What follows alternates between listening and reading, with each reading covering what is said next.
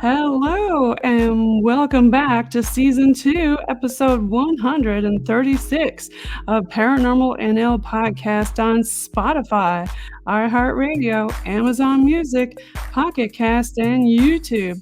I'm your host, Jen. For tonight's show, let's give a shout out to the Paranormal NL Podcast Alumni-Network member who recommended tonight's guest. A big shout out to Paranormal NL Podcast Alumni-Network members Mitch and Jill from Haunted Heritage from the UK, who were on PNL Podcast Season 2, Episode 112. And make sure you follow them. That's Haunted Heritage.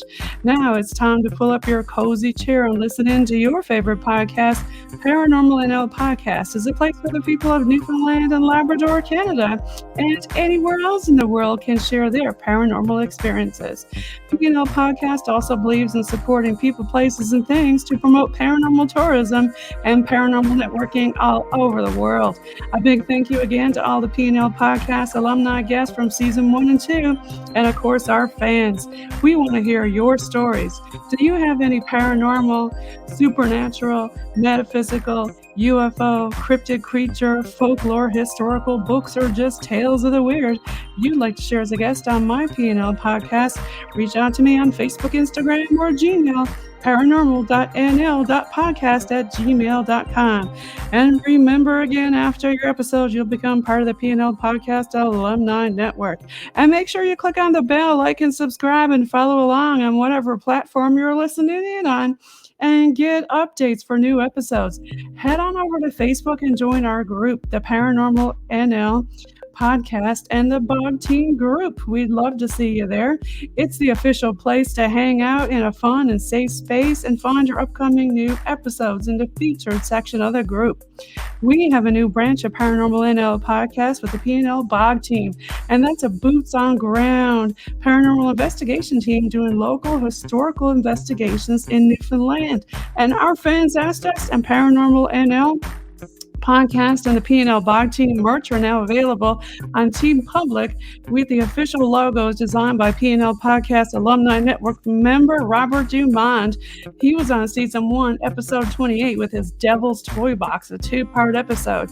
And we have other Paranormal NL Podcast logos on Team Public designed by PNL members like Carl Callahan Photography from Season 2, Episode 50, and Jason Lassiter from Get That Ghost Tennessee from Season 2, Episode 29. And you can customize your apparel that fans ask for with favorite PNL logos, all kinds of seasonal fashion colors and styles for men, women, and children. And we have items that fans ask for, like bands, cell phone covers, bags, travel mugs, and pillows, buttons, stickers, posters, and more. Now, let's get on with the show.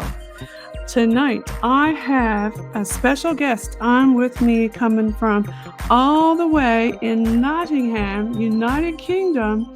Here she is. Hello. I have Miss Jacqueline Dixon from Paranormal Path Podcast. Welcome, Jacqueline. Hi, Jen.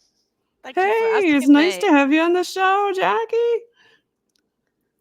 Thank you so much. How is it over there now? What time is it in the UK at this hour of the night? It's 12 minutes past 11.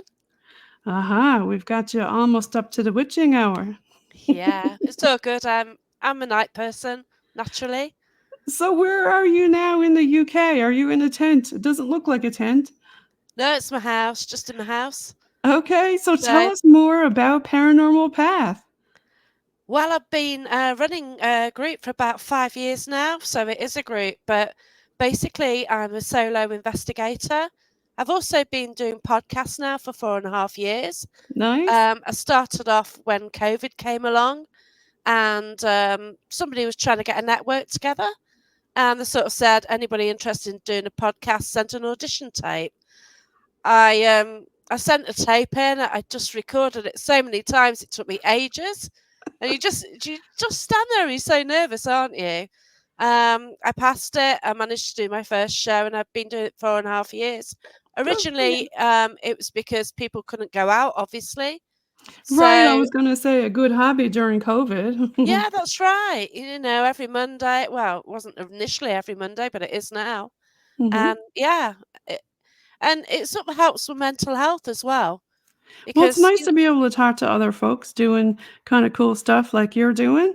So tell yeah. me a little bit more about like what you're doing and where you're going and all about Paranormal Path. Wow. So I mainly go out investigating most weekends. If I'm not hosting. So I have hosted events and do host events at Haunted Antiques Paranormal Research Centre in the UK. So Okay. basically that's a building and it was set up by the owner Neil Packer, who collected various items. And it just got he had too many, so in the end he sort of bought a shop and then sort of have it had it as sort of like a haunted museum. Nice. So I Okay. go there whenever to host public events there.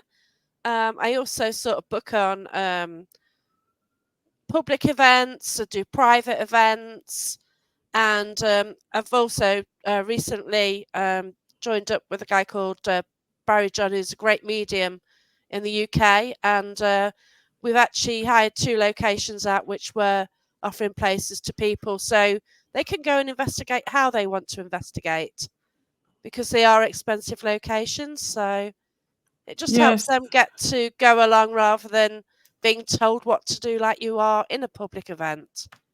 Well, public events, it's fun, but I know there's a lot of haunted place over where you are, places, shall we say, Yeah. and it's nice that they do host them. Now, you ever go to places where you don't have to pay to get in for paranormal tourism in the UK, Yeah, or is it all pretty much sometimes. pay to get in kind of thing? The problem is, if you go to a place which is outdoors, like generally the only place I don't do urban exploring, in the way that some people will go into people's houses without permission. I won't do that. So, there might be like ruins or old churches, things like that, or, old buildings, what you sort of go outside or ruins, fair enough.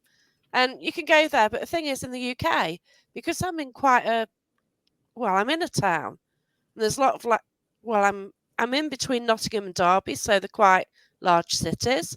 So if I go somewhere locally, the likelihood is that somebody else is there. So you're not necessarily guaranteed to have time to sort of investigate properly, if you know Right, what you I might mean. get contamination from other noise and Yeah, other that's people, you mean? right.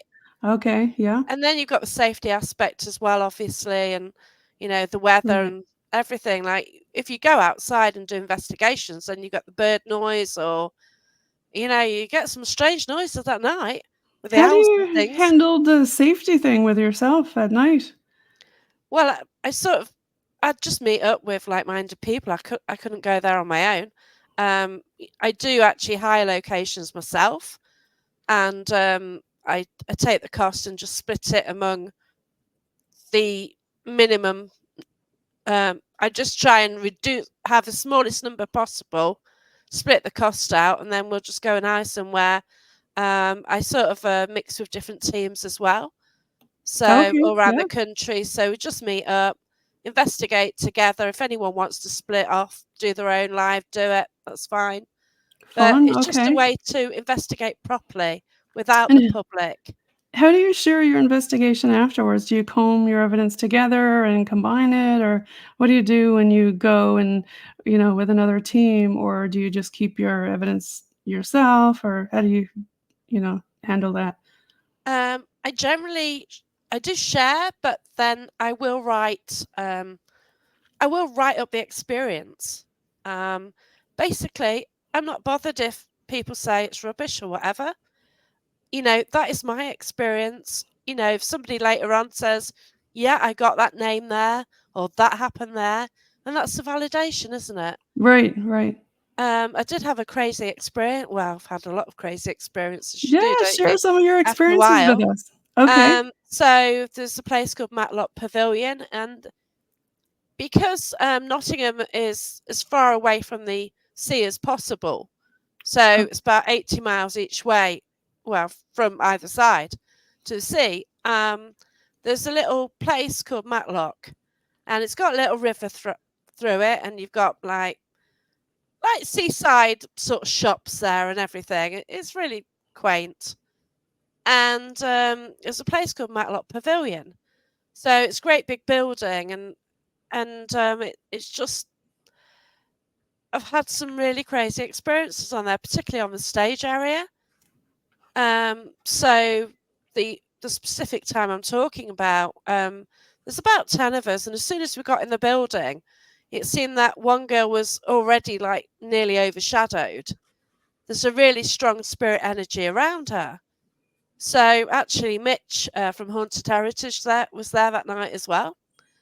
So we went onto a stage because we know it's kind of a dark area, and Right? Yeah. if anything is going to happen, it's going to happen there.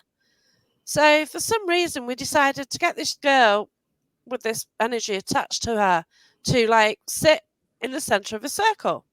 Oh, And we kind of stood around her and protected her. The thing was, it just got really intense, and we could all feel something was sort of brewing up. All of a sudden, there's a crash from the side of the stage.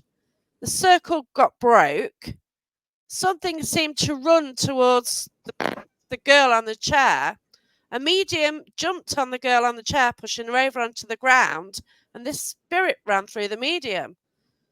And she had to run straight away because she's really ill. So as she actually felt the spirit run through her. So that was a really crazy one. It kind of put her off going there. It kind of put her off going investigating for a while. yeah. What happened to the girl in? They're fine, we do this a lot. Yeah. It's normal. But yeah, it's it's things you can't explain. Like, yeah, it was a poster. I think it was a large poster, and it was up on the wall.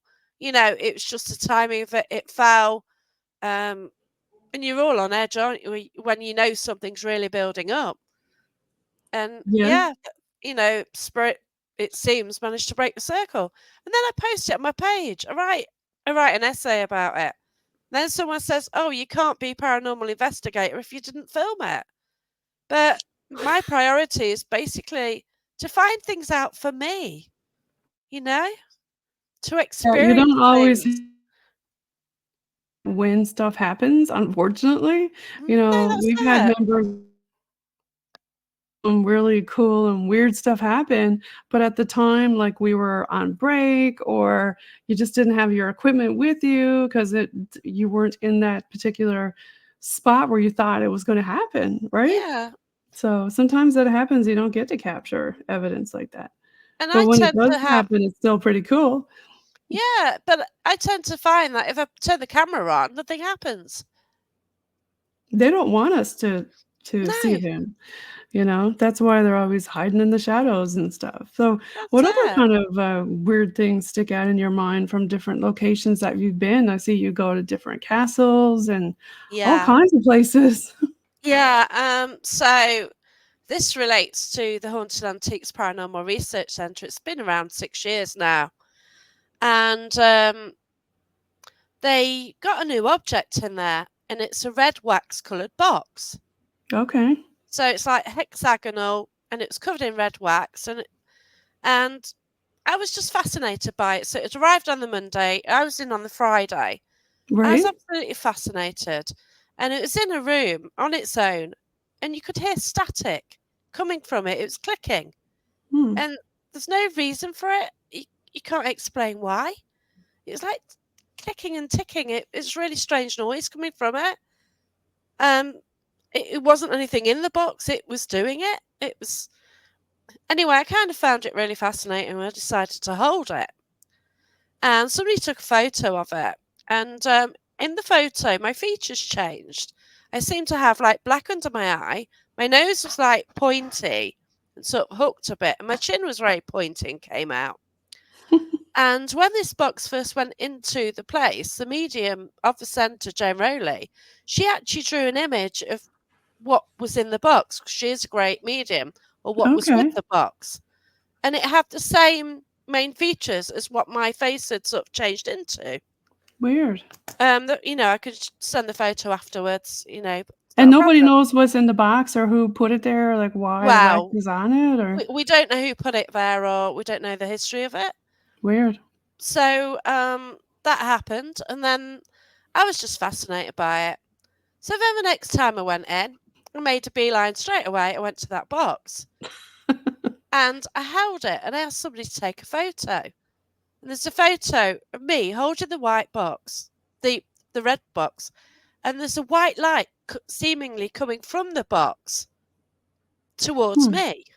Now, okay, like there's the orb thing and yeah, there's a dust and all that. But this is a great white light. And it is captured on camera. And once again, I can show you that afterwards. Right. But that wasn't the end of the story. I went home and, you just get on with your life. And then one day, in my ear, this ear, I felt a click. I just heard click. I thought, oh, that's weird. That was it. Didn't think anything of it. And then I went to Haunted Antiques for an investigation. Didn't think anything of it. Then realised after a while that I'd get a click sound. I'd acknowledge it so it went. And then I ended up going on an investigation at that place. So it always seemed that it was kind of linking in with me. Okay. So this carried on for about 2 to 3 years. 2 to 3 Originally, years. it was Okay. one click, and it's quite strong. Mm-hmm. And then once, like, I got a click, and I thought, oh, okay, I'm not going this week, and I was going. And another time, I didn't, I went on was due to go on an investigation. It didn't click, and it was cancelled. And it was really weird how it knew, or what was with it, knew I was going. And then once they did a live feed with it, and I was getting all these random questions. So basically, Neil Packer, the owner of the centre, he was using dowsing rods. Okay. So is interacting on this live feed. And I was actually getting questions where I knew the answer. Where you knew the answer? Yeah. So often, like, I do that sometimes with mediumship where you sort of link in and you sort of get given the questions because you know the answer is yeah, and you know it's going to happen that way. But while I was doing this, it's like, is it a winged serpent? That's what went in my head. And I thought, oh, this is really random. So, I typed it in, is it a winged serpent? He asked a question, it went, yes. And it was really strange. And then I felt it needed to go near the mirror to get more power. So I sort of said, oh, do you want to go and get placed near this mirror? So this mirror has got a portal attached to it. Okay. So it's a huge mirror, about 6-7 foot high, and just wider than a person. And, I've heard that before, where you can get energy, or the spirit can get energy from mirrors, right? Yeah, and things can travel through it, which is it. Yeah, I've seen it. Well, not seen it, but I've experienced things happening because of that. And I kind of got it put near the mirror, and then for some reason the red wax cracked.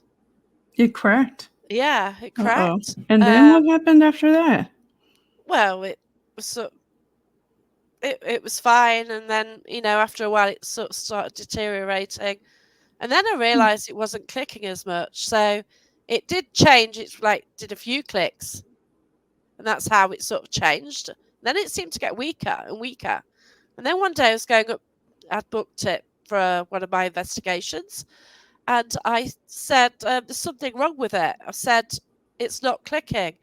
I said it's gone. I just knew there's something wrong with it. So the centre medium went that night, Right. and we went to fetch it, put it on the desk, and somebody had opened it. Oh. And yeah, so, and I just picked up that it wasn't there anymore, and I knew So that. after it cracked, did you try to open it and look and see what was in it? Oh gosh, no. No. It's red wax, so it had cracks in it, but it still wasn't easy to get in. Oh, okay. It was still sealed, but yeah.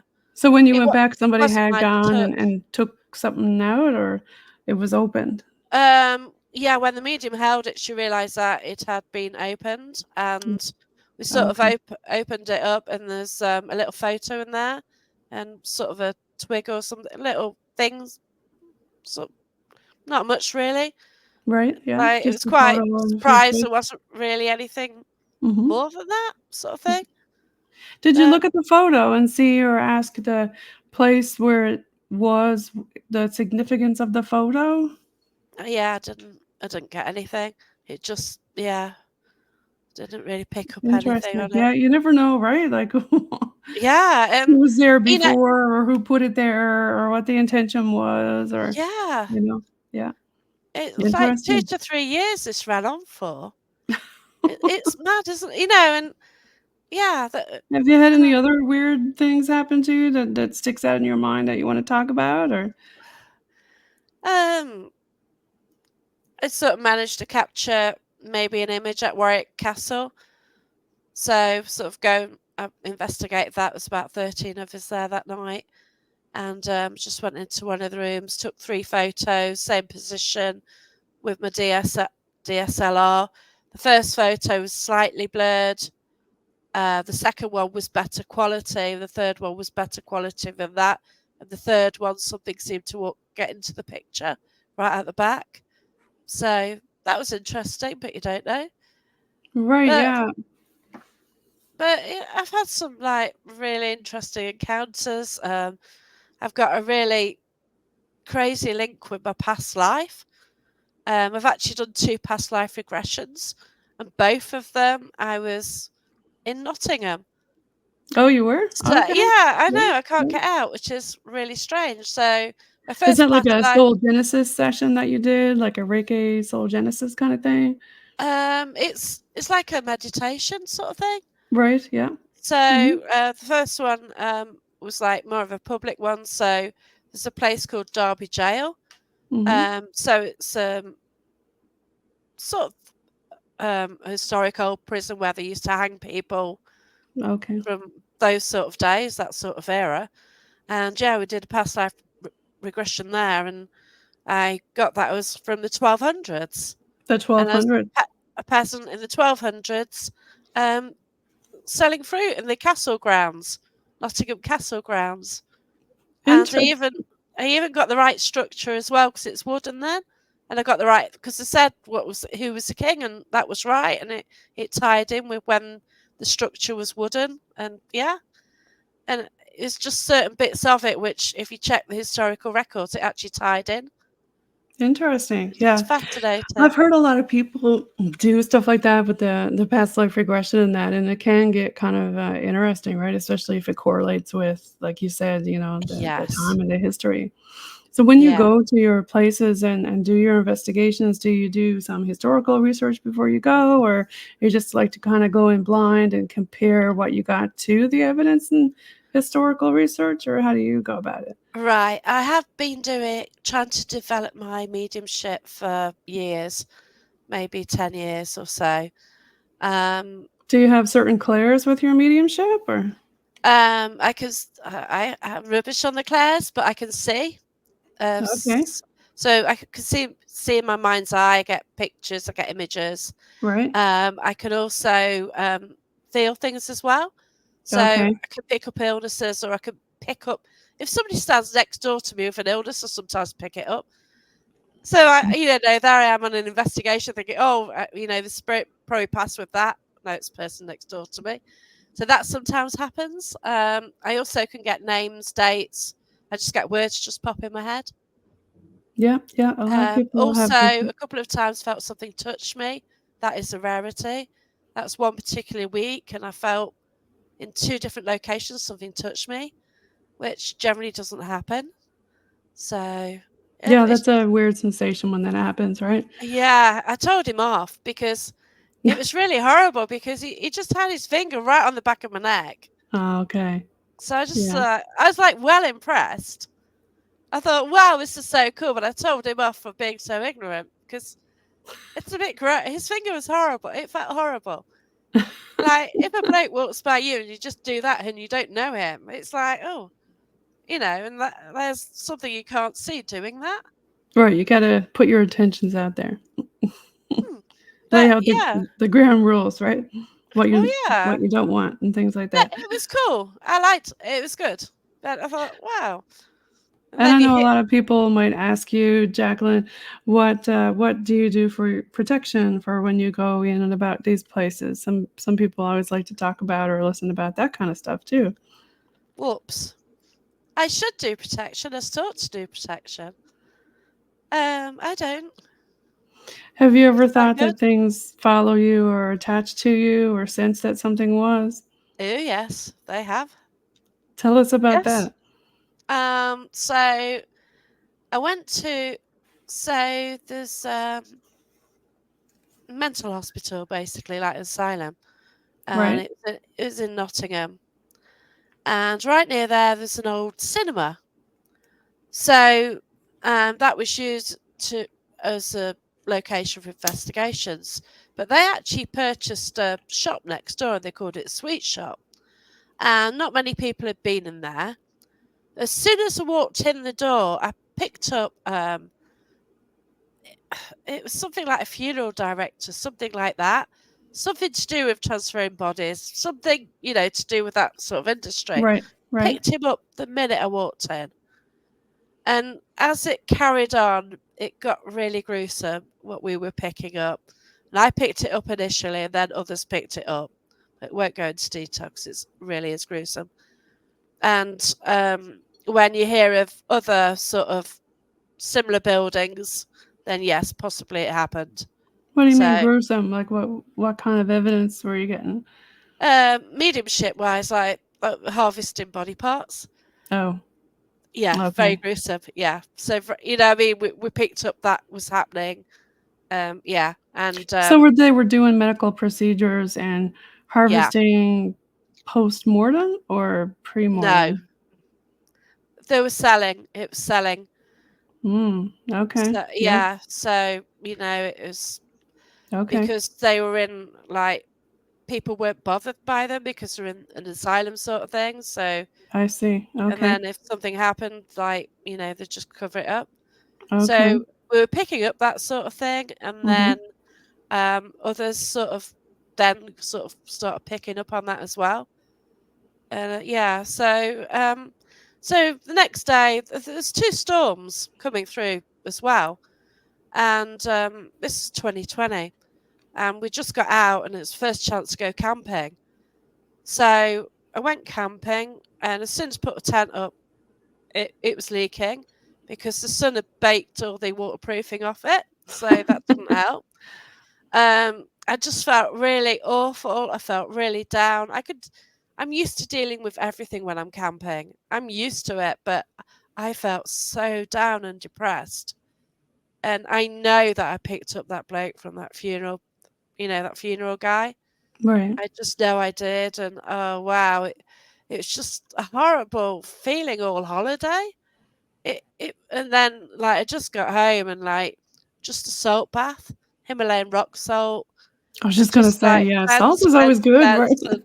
yeah, and finally I shook it off. And so when you do get rid of it, you you you don't feel tired anymore, There's Right. just there's just this, like, Our massive tiredness medium around on our me. team, our medium on our team is usually really drained after an Oh, yeah. investigation, especially if they're doing like an Estes method where, they're allowing them to come talk to them or something like Mm, that. But I've noticed that a lot on the team for sure.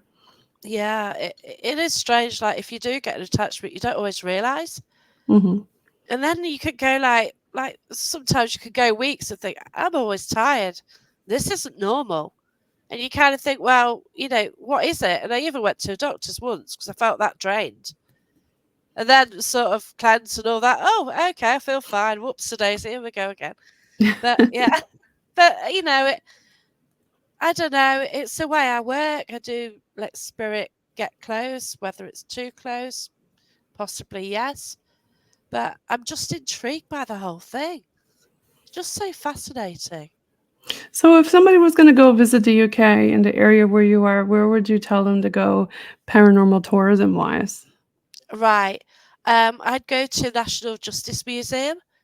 National Justice Museum? Yeah, so it's a building where they used to do hangings on the steps of it. Oh, So okay. you're looking like maybe 11, 1200s, and it was a court to. It's sort of got cells. It's got an oubliette there as well. So I don't know if you know what an oubliette is. So basically, a lot of castles may have them. So if they have prisoners, they'll just throw them down a hole and just let them go, Oh, basically. okay. Yeah, just, there's no way out. Just a Right. great big steep hole and they can't get out. They're not fed or anything. So yeah, Yeah. it's got one of those there as well. And it's got some caves. It's got the old jail cells. Then on the top, right on the top floor, it's got like the modern courts. So in the 1980s, they actually went to a proper trial there. So I was at college at the time and went to watch a trial. And then after that, the court moved and then it became a museum. Okay, so people get a lot of activity at this place also? Yes, Yeah. definitely. Yeah. So it's Okay. one of the places I've hired along with a friend Barry John. And yeah, we're sort of letting people sort of just book on the event, and then they sort of could go off and investigate together how they Nice. want to investigate, Okay. rather than having to do the communal public event thing. So, Jacqueline, if somebody wants to do an investigation with yourself and Paranormal Path or follow you on your socials, where would you tell them to look you up or follow you or reach out to you if they want to go to the UK and hook up with you and do an investigation with you? Right. I have Paranormal Path, which is on Facebook as a group, as a page. So it has got Messenger. I've also got YouTube as well. That's Paranormal Path. I've also got Instagram and TikTok as well, Paranormal Path. I'm also hoping to bring a book out. I've written it. I'm just on the final edit. I've got proofreaders to sort that out. Nice. That's all What's the about name the of your book, Jacqueline? Once again, it's going to be Paranormal Path. It's not out yet. Ah, okay. So we're just working on getting it edited so it can be published. So obviously, when it's ready, it will be announced on the page. So that's all about sort of my paranormal and spiritual journey. Exciting. Yeah, it's Yeah. nice to get it So into a book and written down. That's nice. yeah. So it's something I started once again in 2020. So yeah, it's taken a while, but But it's gonna be well worth the effort, for sure, well worth the yeah, effort. I'd be so glad to get it out there. But Yeah. yeah.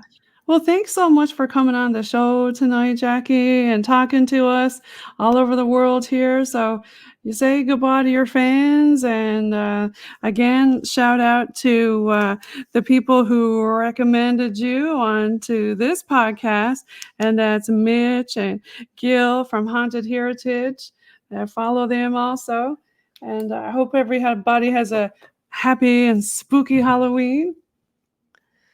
Thank you. Thanks All for right. asking me. Thanks, everyone. Thanks, Jacqueline. Everybody Thank follow you. Paranormal Path and Jacqueline. I'm going to stop the recording. We're going to do a quick little off-air chat there.